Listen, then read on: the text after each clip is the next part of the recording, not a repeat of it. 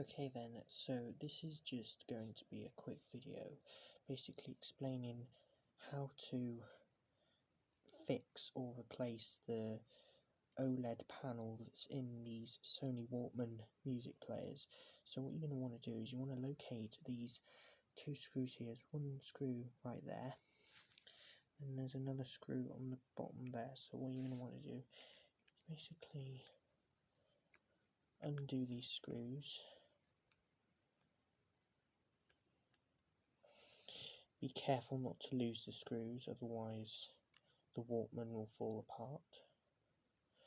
Also, it's good to put down a microfiber cloth just to prevent scratches.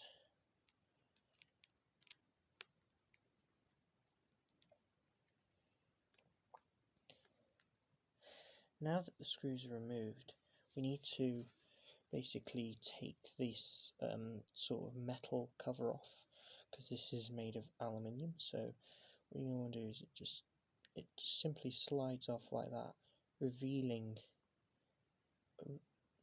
the display, which is this part here. This is your OLED screen. This is OLED, and basically if it's not working, there's either a few problems to look for. Basically what you need to do is you need to check. You see the connector here, there's like a little ribbon cable and it goes down to this connector here. Make sure that the connector is seated properly into the socket, and it's also, and if it is seated properly but it still doesn't work, then that means the display's gone bad. So what you'd probably need to do is like remove some adhesive that's underneath the panel and then possibly order a new screen. So yeah, that's basically what you need to do to replace the LCD. You just need to like take this off and then get your new display.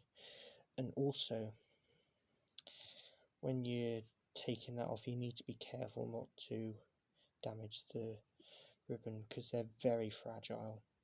Now let's put the Walkman back together. So what you're going to need to do is you need to take this outer shell and slide it over the top, being extremely careful not to tear any of the ribbon cables. So basically that's come up here. So what you need to do is you need to press that down, because you do not want to damage any of these ribbon connectors on here.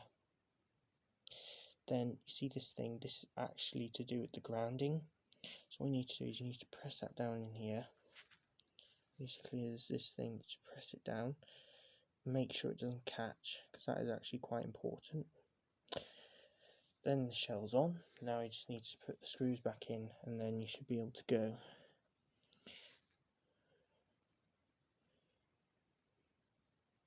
Ready to go, I should say. Basically what you need to do is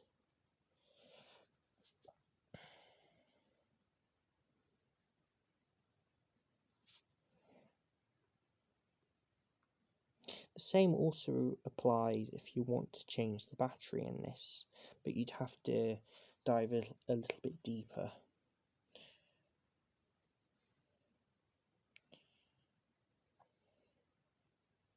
Bit off shot there, but I suppose you know what I'm doing. Just locating the screw and then screwing it back in. There we go.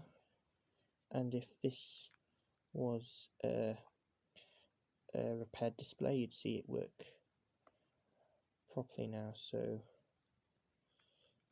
let's just turn that on and then you will see that everything is working just fine.